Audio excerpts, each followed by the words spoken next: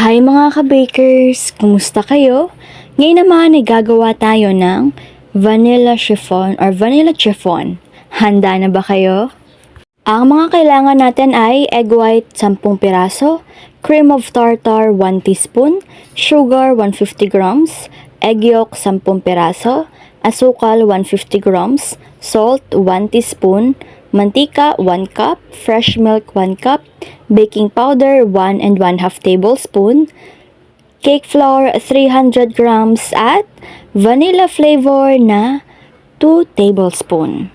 Ilagay na natin ang fresh milk, mantika, asukal, baking powder, asin, mga itlog.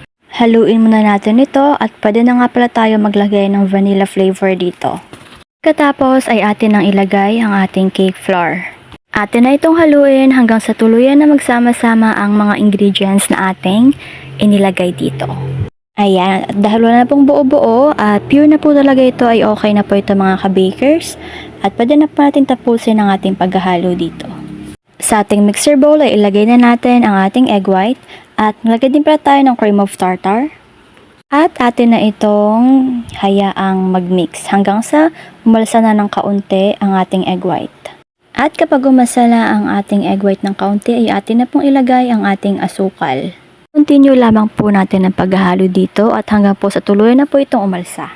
Ayan, at dahil po umaalsa na po ito ay atin na pong patayin ang ating mixer. Ayan, at atin na po siyang ilalagay or ililipat na po natin sa unang ating minix. At syempre naman po ay atin na po itong hahaluin para po magsama na po sila. At kailangan nga po pala sa paghahalo ay kung maaari isang direksyon lamang po.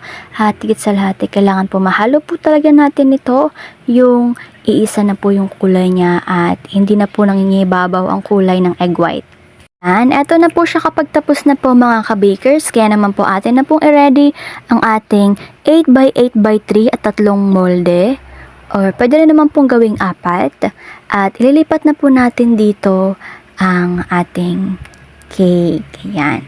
At ang ginawa nga lang po pala namin dito mga ka-bakers ay 3 lamang ang nagkasya. Pero kung gusto nyo pong gawing 4 ay kayo na po ang bahala. Katapos ay atin lang pong ipantay ang taas po para po pantay po siya pag naluto. Itaktak na nga lang po natin ito ng kaunti para po mawala ang bubbles at ready na nga po ito sa ating oven.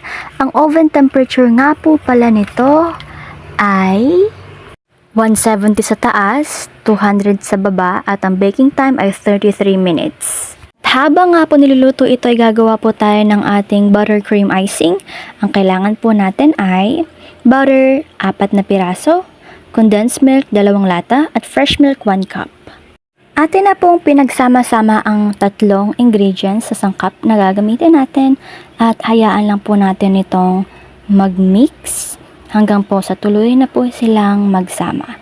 At ang mixing speed nga po or ang mixer speed nga po pala dito ay medium speed lamang po siya. At depende naman na po yan basta po pag wala na pong hiwa-hiwalay at yung pure na po talaga siya na magagamit na po ng icing ay okay dogs na po iyan. At dahil tapos na po ay atin na pong tapusin or patayin na po natin ang ating mixer. After 33 minutes ay luto na nga po ang ating cake at atin lang po siyang pinalamig ng kaunti tsaka po natin ito tatanggalin sa ating molde. At syempre atin na po siyang tinanggal. Ang ginawa lang po natin ay kumuha po tayo ng maliit na bread knife at ano na po natin sa bawat gilid nito para po hindi masira yung cake. At ilalagay na po natin siya ngayon sa kanyang cake board. Hihiwain na po natin ang gitna nito para po makapaglagay po tayo ng palaman. At just take your time lamang po mga ka-bakers. Tatanggalin na po natin ang kalahati nito at maglalagay na po tayo dito ng yema sauce. Ang yema sauce naman po mga ka-bakers ay nabibili po siya sa ating mga bakery supplies. Or kung gusto niyo naman pong gumawa ng sarili, abay na po naman mga ka-bakers, punta lang po kayo sa aming mga yema cake. Dahil meron po kaming step-by-step tutorial kung paano po ginagawa ang yema sauce. Maglalagay lamang po tayo ng mga sakto lamang po na amount ng yema sauce. Pagkatapos naman po ay atin na po itong papakalatin.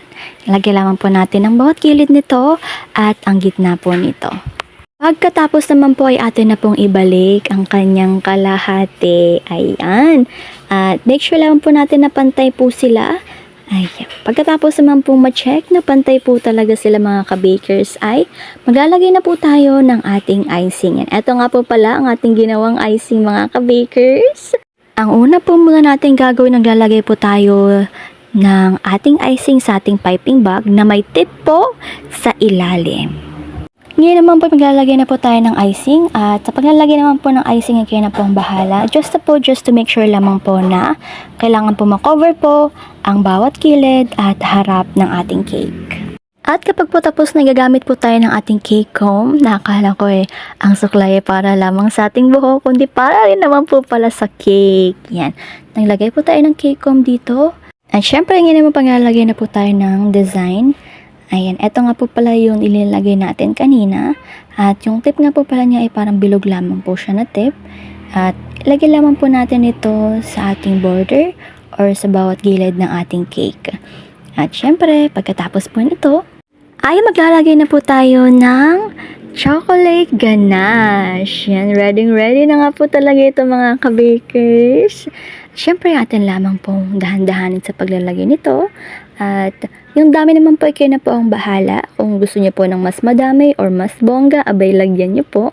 Pero kung gusto niyo po ng light, ay lightan niyo lamang po mga ka-bakers. The last but not the least ay ang paglalagay po ng chocolate na ginadgad po dito. Ginadgad po natin to na yung parang gadgaran po ng cheese. Kasi isang buo po kasi ito. At yan, atin na po siyang ilagay ng dahan-dahan. Just to make sure lamang po kailangan po ang bawat gilid po yung magkaroon nito. Hindi naman po kailangan buong gilid meron nito. Kundi para lamang po design siya tsaka mas attractive po ang ating cake.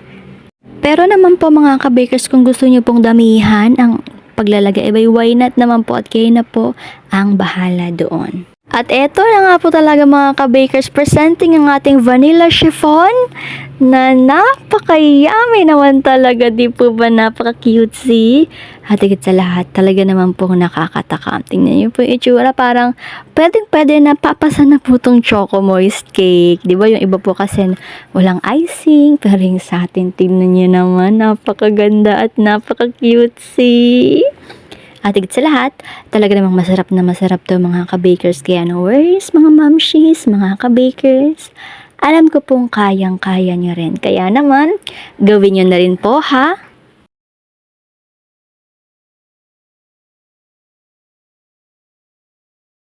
Ito na nga po ang ating food for the soul ngayon. Juan 14:6, sinabi ng Panginoong Jesus, "Ako ang daan at ang katotohanan at ang buhay. Sino man ay di makaparoroon sa Ama, kundi sa pamamagitan ko." Amen, amen, amen. Napakagaling talaga ng ating Panginoon. Napakabait at napakabuti talaga niya. Purihin ang ating Panginoong Hesukristo magpakailan pa man. Kaya naman, dapat natin itong pagnilay-nilayan na siya lamang ang ating kailangan. Anyways, naman talaga mga ka-bakers, hanggang dito na lang po muna ako. Paalam muna. Take care at higit sa lahat ay God bless.